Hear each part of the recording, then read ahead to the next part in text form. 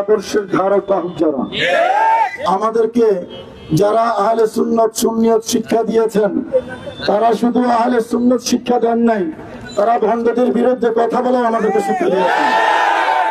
আমি একজন দায়িত্বশীল হিসেবে বাংলাদেশে প্রশ্নবিদ্ধ কোন দরবার হোক, যেই হোক, আহলে সুন্নাত ওয়াল জামাতের ব্যানারে এই ব্যানারকে কলঙ্কিত করতে আমি দেব না। সেই জন্য আমি নামে গিয়েছি। মনে রাখতে হবে, গাজী শেরে বাংলা রহমতুল্লাহ আলাইহি, আল্লামা হাফিজ শাহ মুজাদ্দিদ রহমতুল্লাহ আলাইহি, আল্লামা আকবর আলী রাজভী রহমতুল্লাহ আলাইহি, আল্লামা আব্দুল বারী জিহাদি রহমতুল্লাহ আলাইহি, আল্লামা নুরুল ইসলাম ফারুকী রহমতুল্লাহ আলাইহি, খাজা বাকি বিল্লাহ রহমতুল্লাহ আলাইহি যে আহলে সুন্নাত ওয়াল জামাতের জন্য জীবন উৎসর্গ করেছেন, এখানে ভণ্ডদের কোনো জায়গা নেই। আমি সতর্কবাণী উচ্চারণ করতে চাই, সন্ত্রাসীদের বিরুদ্ধে আমাদের যেমন আওয়াজ, ভণ্ডদের বিরুদ্ধে আমাদের আওয়াজ। আহলে সুন্নাত ওয়াল জামাত ভণ্ডকে সমর্থন করে না। আমার কথা বুঝে আসছে আপনাদের? এটা সুন্নিয়তের ব্যানার, আহলে সুন্নাত ওয়াল জামাতকে কলঙ্কিত করতে আমি দেব না। ভাইরা, শহীদ রইসউদ্দিন এই গাজীপুরের জমিনে শহীদ হয়েছে, আপনারা জানেন। কিছু প্রশ্ন এই বাংলার মানুষের মনে প্রশ্ন জেগেছে। ভ্যান গাড়িতে, পুলিশের ভ্যানে যারা বসেছিল, এরা কারা? এরা শহীদ রইসউদ্দিনের খুনি। রইসউদ্দিনের খুনি যারা, খুনিদেরকে রাষ্ট্রীয় ব্যানের মধ্যে তুলে আমরা সমাজকে কি মেসেজ দিয়েছি? রাষ্ট্র তো খুনিদেরকে প্রমোট করার জন্য নয়, খুনিদের বিচার করার জন্য কথা বলছে। কিন্তু আমরা দেখলাম পুলিশের ভ্যানে খুনিরা বসে আছে। আমার পুলিশ বাহিনীর ভাইরা, আপনাদেরকেও জবাব দিতে হবে, আপনাদেরকেও জবাব দিতে হবে। তারা ওই পুলিশের ভ্যানে বসা ছিল, তদন্তে বেরিয়ে আসবে। যদি তারা তদন্তে খুনি প্রমাণিত হয়, তাহলে আপনাদেরও বিচার হবে। খুনিরা কেন পুলিশের ভ্যানের মধ্যে আসবে?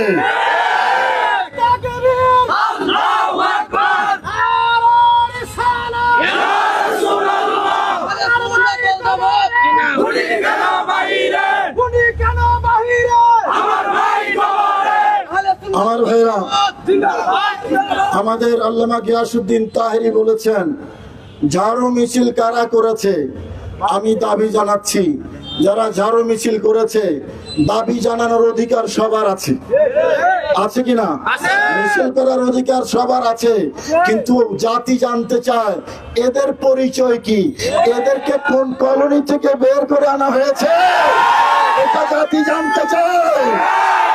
তদন্ত সব কিছু বেরিয়ে আসবে, নতুবর কিছু নাই। আমার ভাইরা, আমরা দেখেছি সময়ে সময়ে বাংলাদেশের পুলিশ বাহিনীকে মানবিক পুলিশ বলার জন্য মাঝে মাঝে নোটিশ দেওয়া হয়, পুলিশ নাকি মানবিক। আমি প্রশ্ন রাখতে চাই, আজকে গাজীপুরের বাসী যারা, যেই পুলিশ সদস্য পানিটা রইসউদ্দিনের মুখের সামনে নিয়ে আবার ফিরিয়ে নিয়েছে, এটা কি মানব না দানব? এটা তো মানবিক পুলিশ নয়, ওই পুলিশ হলো দানবিক পুলিশ। ওই পুলিশের বিচার বাংলার জমিনে হবে ইনশাআল্লাহ। আমার ভাইরা,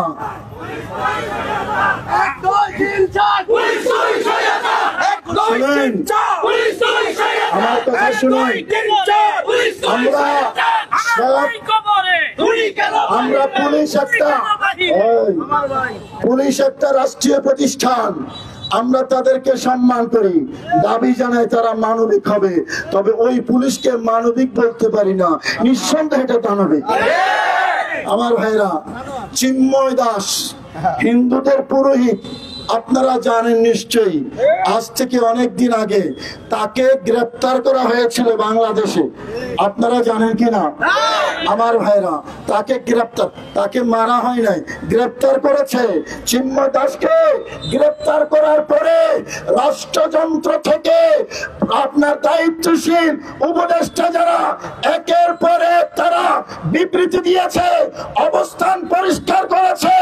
একজন হিন্দু পুরোহিতের গ্রেপ্তারের পরে যদি রাষ্ট্রের উপদেষ্টারা বিবৃতি দিতে পারে, একজন মুসলিম সংখ্যাগরিষ্ঠ এই মুসলিম দেশে সাধারণ নাগরিক নয়, মসজিদের ইমাম নিহত হয়েছে, এখনো পর্যন্ত রাষ্ট্রের পক্ষ থেকে আমরা একটা বক্তব্য পাই নাই। কথা বলেন ঠিক কিনা?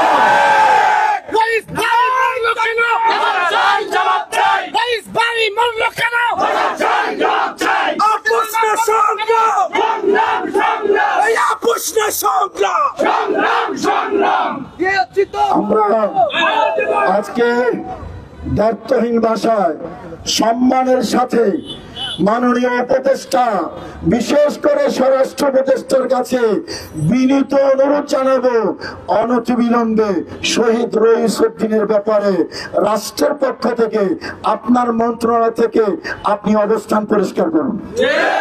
চায়ের দাওয়াতে আমরা যাব পরে, আগে খুনিদেরকে গ্রেফতার করুন, আগে খুনিদেরকে গ্রেফতার করতে হবে।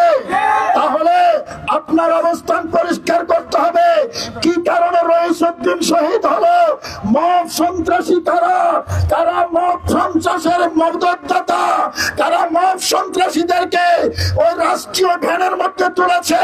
কারা ওই মব সন্ত্রাসীদেরকে থানায় দাওয়াত দিয়ে এনেছে? কারা মব সন্ত্রাস প্রতিষ্ঠা করার জন্য ভাড়া করা নারীদেরকে নিয়ে ঝাড়ু মিছিল করেছে? তদন্তের মধ্যে সব বের হবে ইনশাআল্লাহ।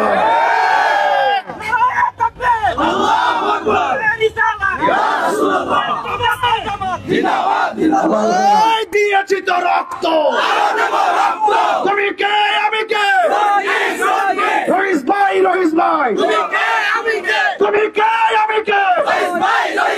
রইস ভাই, রইস ভাই, তুমি কে আমি কে? এই আপস্ত সংগ্রাম, নীরব না বিপ্লব, খুনি কেন বাহিরে? আমার ভাই কবরে, খুনি কেন বাহিরে? Action, action, direct action, action, action, direct action. আমার ভাইরা, জনদুর্ভোগ তৈরি করা আমাদের উদ্দেশ্য নয়, হরতাল অবরোধ করা আমাদের উদ্দেশ্য নয়, আমাদের অধিকার সুবিচার। একজন মসজিদের ইমাম গাজীপুরে জুতার গলা পরিয়ে যখন অপমান করা হয়, আমাদের মাননীয় প্রধান উপদেষ্টা সহ পুরো জাতি অপমানিত হয় নাই? আমাদের হয় না? কিন্তু সরকারের দায়িত্বশীলরা নীরব। মনে হচ্ছে এমন যে মসজিদের ইমাম জুতার মালা পরিয়ে অপমান করা হয়েছে, আমি কি ভিতরে ভিতরে খুশি? তো নীরবতা তো অন্য কিছু মনে করে। আমার ভাইরা, তারা জুতার মালা পরিয়েছে, তাদেরকে বের করতে হবে এবং তার বিরুদ্ধে যারা এই মিথ্যা অপবাদ দিয়েছে, মামলা করেছে, বাংলার জমিনে তাদের বিচার হবে ইনশাআল্লাহ। আমি আর বক্তব্য দীর্ঘায়িত করছি না। আপনারা যারা এখানে এসেছেন, আবার বলি, আহলে সুন্নাত ওয়াল জামাত আকীদার নাম, ভান্ডামির নাম নয়। আমি সবাইকে সতর্ক করে দিচ্ছি, এটা আকীদার নাম, এটা ভান্ডামির নাম নয়। জনসমাবেশে সবাই আসতে পারে, কিন্তু সবাই কথা বলতে পারে না। সবার জন্য উন্মুক্ত। আহলে সুন্নাত ওয়াল জামাত যে আকীদা পোষণ করে, সেখানে সেই আকীদার মানুষের কথা বলবে। সবাইকে সালাম, আসসালামু আলাইকুম ওয়া রাহমাতুল্লাহ।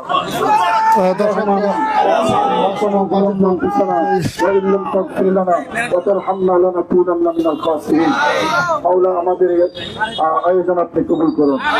আল্লাহ, যারা এখানে এসেছেন সকলের আগমনকে কবুল করুন। আহলে সুন্নাত ওয়াল জামাতের এই আপনার প্রোগ্রামকে আপনি বড় ভাড়া করুন। আল্লাহ শহীদ রইসউদ্দিনকে আপনি জান্নাতুল ফেরদাউসের আলা বালা করুন। আল্লাহ সন্তান হারা মাকে আপনি সবরে গভীর করুন।